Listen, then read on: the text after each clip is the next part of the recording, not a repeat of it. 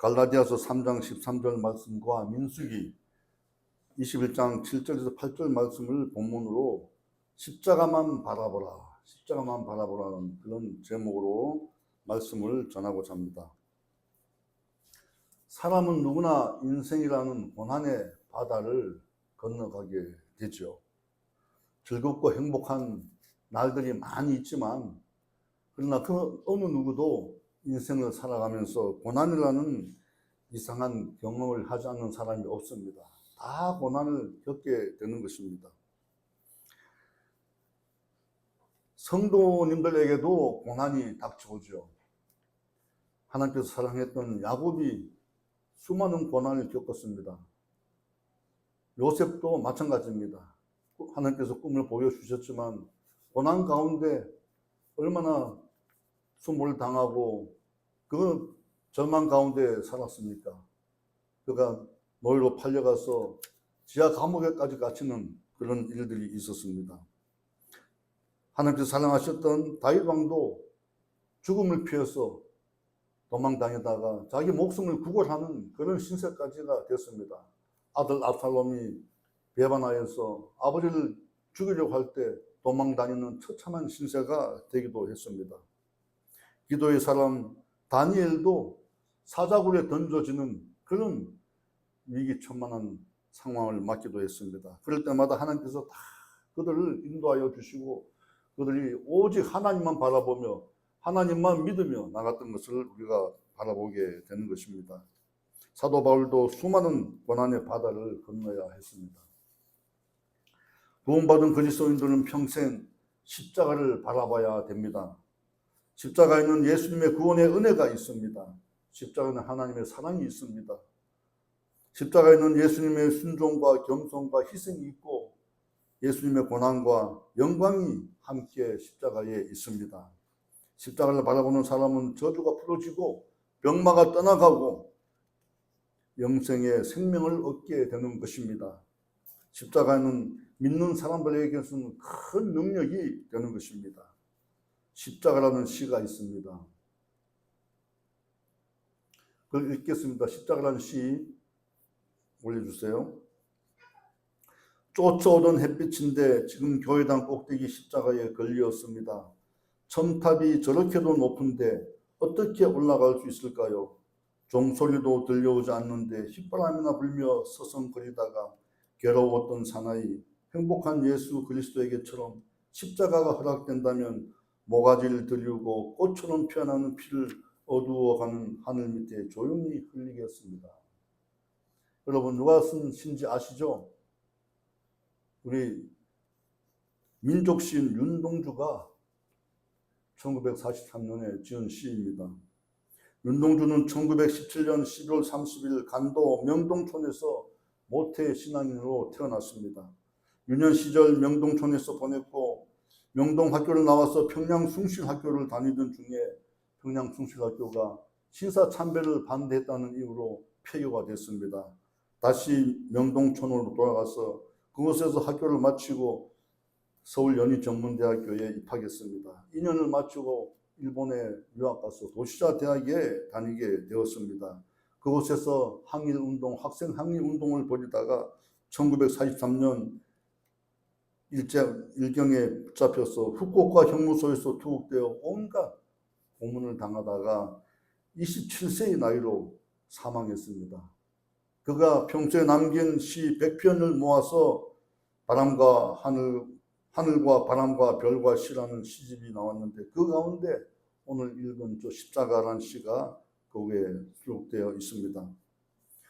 이 십자가는 윤동주가 일제 식민지라는 암울한 조국의 현실을 바라보면서 자신이 생명을 바쳐서라도 조국의 광복을 이루고 싶다는 그런 소망을 담고 있습니다.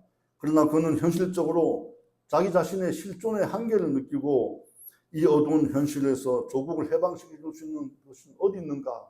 그가 찾다가 한 줄기 빛을 봤는데 그것이 바로 십자가에 교회당 십자가에 걸린 빛을 보게 된 것입니다. 예수님의 십자가에서 그 빛을 찾았고 자신도 예수님처럼 십자가에 달려 피를 흘려 조국의 해방을 가져올 수 있다면 기꺼이 그렇게 하겠다고 그렇게 염원을 담아서 시를 썼습니다. 지금 윤동주 앞에는 소망의 햇빛이 십자가 앞에 걸려 있습니다. 그런데 그 십자가를 잡고 올라가고 싶은데 첨탑이 너무나 높아서 올라갈 수가 없습니다. 그런데 해방의 기쁜 소식이라도 들려오는 그 종소리라도 들려왔으면 좋겠는데 종소리도 들려오지 않습니다. 답답한 마음에 너무나 괴롭고 고통스러운 마음에 휘바람이나 불면서 서성거리다가 예수님께서 십자가에서 달려 죽으심으로 온 인류를 구원한 그 사실에 본인도 같이 예수님처럼 그렇게 십자가에 달려서 조국 해방을 가져올 수 있다면 기꺼이 자기가 십자가에 매달려 청춘의 피를 조국의 눈앞에 그렇게 흘리겠다고 그렇게 염원하면서 간절한 소망을 담고 있는 것입니다. 윤동주에게 십자가는 무엇일까요?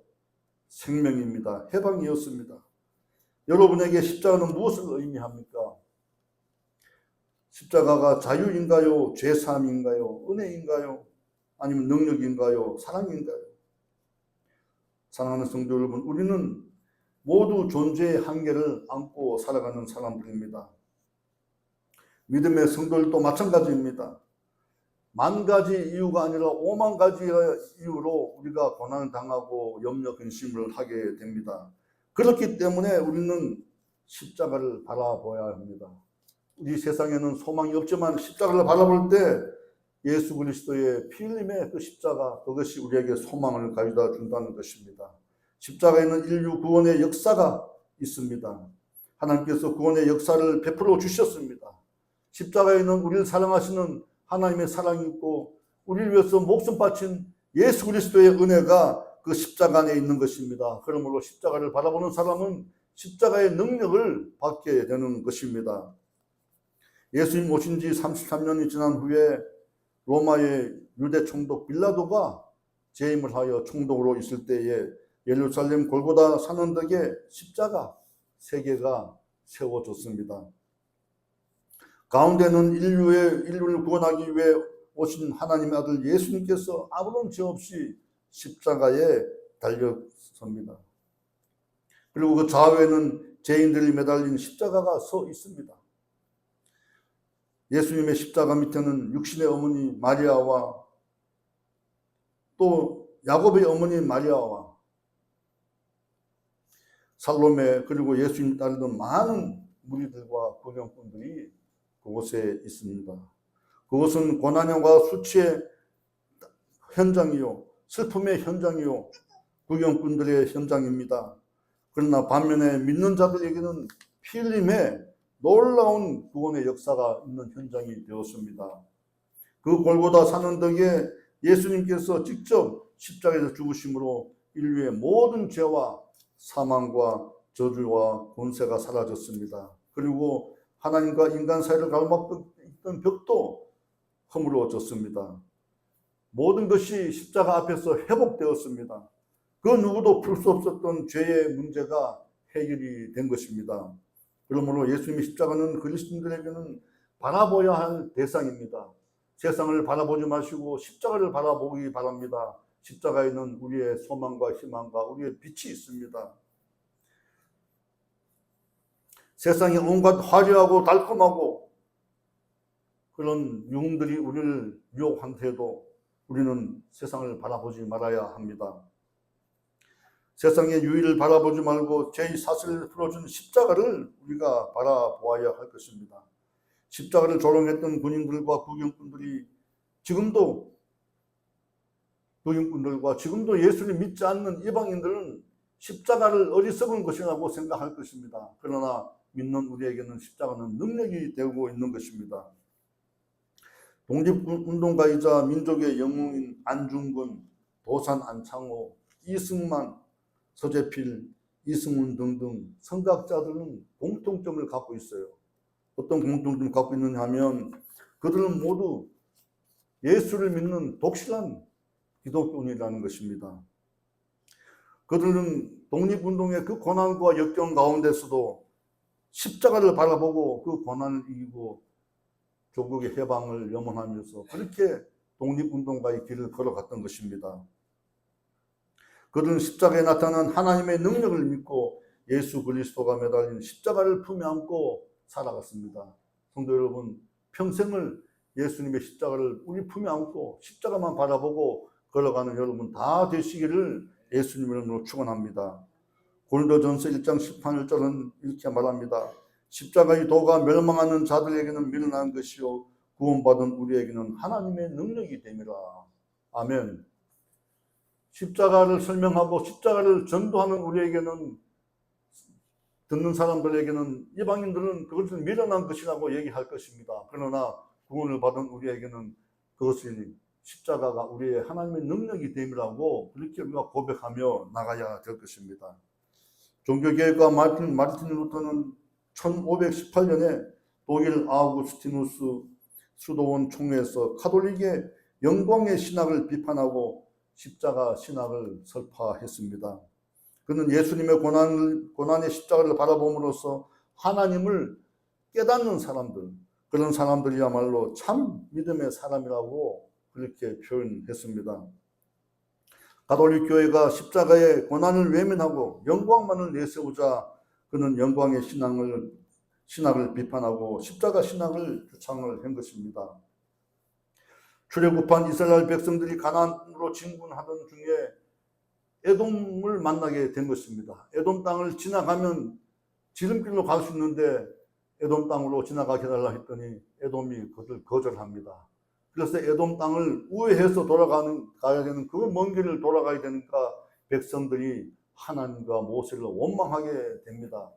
그때 하나님께서 백성들에게 불뱀을 보냅니다. 그래서 불뱀에 물린 수많은 사람들이 현장에서 죽게 되죠.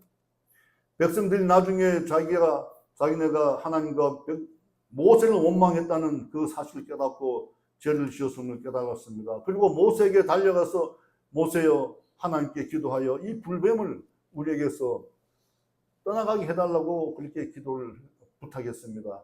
모세가 하나님께 기도하자 하나님께서 모세에게 이렇게 음성을 들려줍니다. 불뱀을 만들어서 장대 위에 달라고 그럽니다. 여러분, 불뱀을 만들어서 장대 위에 달라고 하나님께서 해결책을 말씀해 주셨습니다. 노수로 불뱀을 만들어서 장대 위에 달고 불뱀 물린 자마다 다 그것을 불뱀을 봤을 때에 죄가 다, 독이 다 사라지고 다 생명을 얻게 된 것입니다. 성도 여러분, 장대에 달린 노뱀이 무엇을 상징합니까? 예수 그리스도, 십자가에 달리신 예수 그리스도를 상징하는 겁니다. 우리가 예수 그리스도의 십자가를 바라볼 때 우리의 죄가 다 사해지고 우리의 저주가 풀어지며 병마와 질병이 다 떠나가게 되는 것입니다. 여러분 믿으시죠? 이처럼 예수께서 인류 구원을 위해 지신 십자가를 바라보면 우리는 구원의 역사가 일어나는 것을 보게 됩니다. 죄에서 해방되고 죽음은 물러가고 병마가 떠나가는 것입니다. 십자가에는 죄사함이 있습니다. 십자가에는 회복과 풀림의 기적이 있습니다. 예수님과 함께 매달린 죄인 중에 한 죄인이 예수님께 이렇게 얘기를 합니다. 내가 그리스도냐? 너와 우리를 구원하라. 이렇게 비아냥거리면서 얘기를 합니다. 그러자 옆에 달린 다른 죄인이 그 말한 죄인에게 꾸짖어 얘기를 합니다. 내가 동일한 정죄를 받고 있어도 하나님을 두려워하지 아니하느냐? 우리는 우리가 행한 일에 상당한 보응을 받은 것이니 이에 당연한 것이거니와 이 사람은 행한 것이 옳지 않은 것이 없느니라. 그렇게 얘기하고 이르되 예수여 당신의 나라에 임하실 때에 나를 기억하소서. 그렇게 얘기를 합니다. 그는 메시아 예수님을 인정함으로써 구원을 받았습니다. 예수님은 그 죄인의 말을 듣고 이렇게 말씀하셨습니다. 누가복음 22장 43절입니다. 내가 진실로 내게 이르노니 오늘 내가 나와 함께 낙원에 있으리라. 낙원에 있으리라. 할렐루야.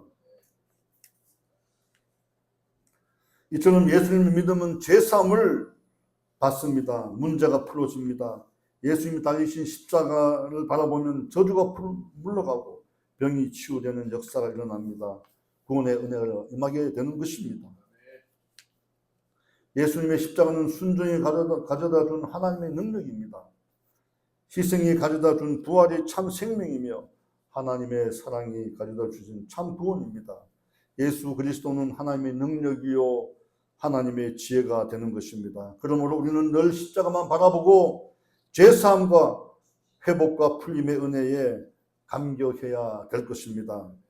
십자가에서 피 흘리는 주님의 고통스러운 모습을 바라보면서 우리는 구원의 감격을 얻어야 될 것입니다. 지금도 교회당마다 다 십자가 걸려 있는 것을 우리가 보게 됩니다. 그런데 십자가를 바라보면서 우리 마음속에 감격이 있습니까? 감격이 없이 마음은 메말라가고 우리가 사랑의 마음도 메말라가고 우리에게 있는 모든 것들이 다 세상 가운데 살고 있다는 것을 느끼게 됩니다. 우리가 세상을 바라보지 말고 오직 예수 그리스도가 우리를 구원하시기 위해 달려서 죽으신 그 십자가를 우리가 바라봐야 될 것입니다. 이사야 선지자는 이사야서 53장 5절에서 이렇게 말씀하고 있습니다. 그가 찔림은 우리의 허물 때문이요 그가 상함은 우리의 죄악 때문이라. 그가 징계를 받음으로 우리가 평화를 누리고 그가 채찍에 맞음으로 우리가 나음을 입었도다. 아멘. 예수님께서 채찍에 맞음으로 우리가 나음을 입었습니다. 예수님께서 찔림을 받았습니다. 우리 허물 때문에 찔림을 받았습니다. 예수님께서 상함은 우리 죄악 때문입니다. 예수님께서 징계를 받음으로 우리는 평화를 누리고 있죠. 예수님을 믿을 때 우리 안에 평화가 넘친다는 것을 여러분 기억하시기 바랍니다. 여러분도 다 체험했을 것입니다. 십자가가 우리에게 주는 그 평화를 마음껏 누리며 세상을 살아가시기 바랍니다. 예수님께서 십자가에서 채찍에 맞음으로 우리는 나음을 입었습니다. 모든 질병은 떠나가게 된 것입니다. 그러므로 십자가를 사랑하시기 바랍니다. 고난 가운데 십자가를 바라보시기 바랍니다. 그 어떤 것도 우리를 고난과 환난 가운데서 위로하지 못합니다. 그 어떤 것도 우리를 십자가의 사랑에서 끊을 수가 없습니다. 예수 그리스도의 십자가가 당장 우리를 고난의 현장에서 건져서 평안한 요람으로 인도하지 않는다고 하더라도 우리는 십자가를 바라봐야 될 것입니다. 예수 그리스도가 그 십자가에서 우리를 위하여 죽으시고 죄사함과 회복과 풀림의 은혜를 주셨기 때문입니다. 중세 교회당에는 꼭대기에 십자가가 늘 걸려 있었습니다. 지금도 유럽에 가게 되면 오래된 교회당마다 다 십자가가 걸려 있죠. 사람들은 십자가를 바라보면서 죄를 뉘우치고 새로운 생명을 얻었습니다. 가난한 사람은 십자가에 달린 교회를 찾아 배고픔을 달랬고 죄를 지은 사람은 교회당을 찾아서 제사함을 받았습니다. 교회당 안의 십자가에는 예수님께서 양손에 대못이 박힌 채 처참하게 고개 숙인 모습을 달아놓고 있습니다. 누가 봐도 예수님은 저주를 받은 사람입니다. 그러나 예수님께서 저주를 받음으로 말미암아 우리는 구원을 얻었다는 이 사실을 여러분 잊지 마시기 바랍니다. 예수님께서 저주를 받으셨기 때문에 우리는 구원을 얻은 것입니다. 그러므로 우리는 한없이 연약한 죄인임을 고백하며 마음에 한없이 평화가 밀려오는 그런 삶을 살아가야 될 것입니다. 십자가를 바라볼 때 우리 속에 한없는 평화와 기쁨이 넘친다는 것을 깨달으시기 바랍니다. 이탈리아 아시시의 성자 프란체스코는 유복한 상인 집안에서 태어났으나 처참한 전쟁의 상흔 속에서 예수 그리스도의 사랑을 깨닫고 평생을 빈자들의 친구로 살아왔습니다. 중세 신학의 대가 토마스 아퀴나스도 유복한 귀족 집안에서 태어났으나 그는 쉽게 얻을 수 있는 수도 원장 자리를 버리고 빈자들과 함께 살아가는 그런 도미니크 수도에 들어가서 살아가는 것을 보게 됩니다. 십자가에는 하나님의 사랑이 담겨 있습니다. 인류 구원의 원대한 사랑을 십자가에서 이루셨습니다. 인간의 몸을 입고 직접 독생자 예수로 이 땅에 오셔서 십자가에서 죽으시고 부활하신 그 사랑, 그 역사가 우리에게 영원한 생명을 가져다 주고 있는 것입니다. 십자가는 아담의 죄로 말미암아 하나님과 인간 사이에 놓여있던 모든 벽을 직접 허무셨습니다. 요한복음 3장 13절은 16절은 이렇게 기록하고 있습니다. 하나님이 세상을 이처럼 사랑하사 독생자 예수를 주셨으니 이는 그를 믿는 자마다 멸망하지 않고 영생을 얻게 하려 하십니다. 아멘. 독생자 예수님을 주신 것은 우리를 심판하기 위하신 아니고 우리를 멸망하지 않고 영생을 얻게 하려고 예수님을 이 땅에 보내셨다는 것입니다. 요한복음 3장 17절 18절 말씀입니다. 우리 다 같이 한번 봉독하시겠습니다. 하나님이 그 아들을 세상에 보내신 것은 세상을 심판하려 하심이 아니요 그로 말미암아 세상이 구원을 받게 하려 하심이라. 그를 믿는 자는 심판을 받지 않는 것이요 믿는 자는 하나님의 독생자 이름을 믿지 아니하므로 벌써 심판을 받은 것입니다. 그 정죄는 이것이니 곧 빛이 세상에 왔을 때 사람들이 자기 행위가 악함으로 빛보다 어둠을 더 사랑하는 것입니다. 아멘. 예수님은 세상에 빛으로 왔으나 사람들은 그 빛을 인식하지 못하고 예수님을 믿지 않고 세상 길로 저주의 길로 죽음의 길로 걸어갔던 것을 보게 됩니다. 그러므로 우리 예수님 믿는 우리는 모두 다 세상 가운데 죽어가는 저 영혼들을 구원하기 위해 우리가 열심히 전도하고 선교를 해야 될 것입니다. 예수님께서 십자가에서 어린 양의 피를 뿌려주심으로 우리가 생명을 얻었다는 이 사실을 세상 사람들이 알 수가 없습니다. 우리가 알려줘야 됩니다.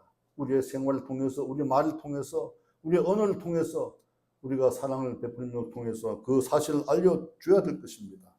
그래야 모든 사람들이 구원받고 이 땅에 예수님께서 오실 때에 모두 다 죽음에서 해방되는 역사가 나타나게 될 것입니다. 이 비밀을 모르는 사람들은 죄악 가운데 살다가 죄악 가운데 죽어가게 되는 것이죠. 얼마 전에 TV 뉴스를 아마 다 봤을 겁니다. 매우 충격적인 장면이 나왔습니다. 수원의 어느 뒷골목에 몸을 옆으로 기울인 채 등이 굽어서 이렇게 꼼짝하지 않는 그런 사람의 모습이 TV 카메라에 비쳤습니다. 그 사람을 추적하여 잡고 보니까 마약 복용자였습니다. 미국의 필라델피아 켄싱턴 거리나 샌프란시스코의 텐더로인 거리에서나 볼 수 있었던 그런 장면들이 아니 대한민국에서 볼 수 있다는 게 얼마나 충격적인지 말도 못합니다. 대한민국이 마약 청정국이 아니라 마약에 오염돼 가고 있다는 사실을 우리는 알아야 될 것입니다. 얼마 전에 몇 년 전이 한 2, 3년 됐을 것입니다. 국회에서 마약과의 관계에 대해서 질문을 하는데 그 당시에 민주당 의원입니다. 한 분이 마약과의 전쟁이 무슨 필요가 있냐고 그렇게 얘기를 했습니다. 그분은 어떤 분이었냐면은 지방의 큰 도시에 경찰청장을 했던 분입니다. 경찰청장을 했으니 마약이 어느 정도 한국에 퍼져 있었다는 진지는 그는 알고 있었을 것입니다. 젊은 사람들이요, 법원에 가게 되면 재판을 받으러 나오는데 마약 복용 환자들, 마약을 전달했던 사람들, 마약을 판매한 사람들, 이런 사람들이 재판을 받는데 보니까 20대, 30대 젊은이랑 대부분 다가 그렇게 나와서 재판을 받고 있는 것을 봤습니다. 그런데 그 의원이 경찰청장까지 한 사람이 마약과의 전쟁이 필요 없다고 이렇게 얘기를 했습니다. 나는 굉장히 충격을 받았습니다. 그런데 보십시오. 지금 대한민국이 어떤 상황에 처해 있습니까? 권력을 갖고도 권력을 남용하고 권력을 국민들 위해서 사용하지 않는 그런 국회의원들이 이 땅에 있다는 것을 여러분 아셔야 합니다. 우리가 기도를 하고 조국과 민족을 위해서 열심히 기도해야 됩니다. 젊은 사람들을 위해서 열심히 우리가 기도를 해야 될 것입니다. 죄성을 안고 태어난 모든 인간은 죄를 죄로 여기지 않고 빛을 오히려 회피합니다. 예수님께서 오셔서 반드시 그 죄를 결산하실 것입니다. 우리는 예수님의 십자가를 바라봐야 합니다. 그 십자가에는 용서와 사랑과 희생이 담겨 있습니다. 사랑하는 성도 여러분, 지금 힘들고 고된 인생길에서도 예수님과 동행하시기 바랍니다. 지금 고난과 고통 속에 있다 할지라도 예수님의 십자가를 바라보고 힘을 얻기 바랍니다. 예수님의 십자가에는 구원의 은혜가 있고 예수님의 십자가에는 죄사함과 회복의 역사가 있습니다. 용서가 있습니다. 사랑이 있습니다. 생명이 있습니다. 누가복음 15장에 나오는 탕자의 비유를 보게 되면 그는 세상이 너무나 좋아서 세상 속으로 들어갔습니다. 아버지한테 재산을 다 달라 그래서 자기의 유산을 받아서 세상 속으로 나갔습니다. 세상이 화려하고 세상의 즐거움이 너무나 많습니다. 그 즐거운 것들을 따라서 살다 보니까 어느 날 갑자기 재산은 다 탕진되고 갈 데가 없습니다. 돼지굴에 가서 돼지가 먹는 쥐염 열매를 먹다가 도저히 배가 고파서 안 되겠다 생각해 보니 아버지 집에는 자기보다 못한 종들이 얼마나 풍족하게 살아가고 있는지 그걸 깨닫게 된 것입니다. 그래서 다시 아버지 집으로 돌아오게 됩니다. 여러분, 이 탕자의 비유처럼 세상을 사랑하지 마시기 바랍니다. 세상을 바라보지 마시기 바랍니다. 오직 예수 그리스도, 생명이 되시는 예수 그리스도, 우리의 구원자 되시는 예수 그리스도를 바라보시기 바랍니다. 그리하여 한평생 살아가면서 예수님과 함께 동행하고 복된 인생 살아가시기를 예수님 이름으로 축원합니다. 축원합니다. 축원합니다. 다 같이 기도하겠습니다.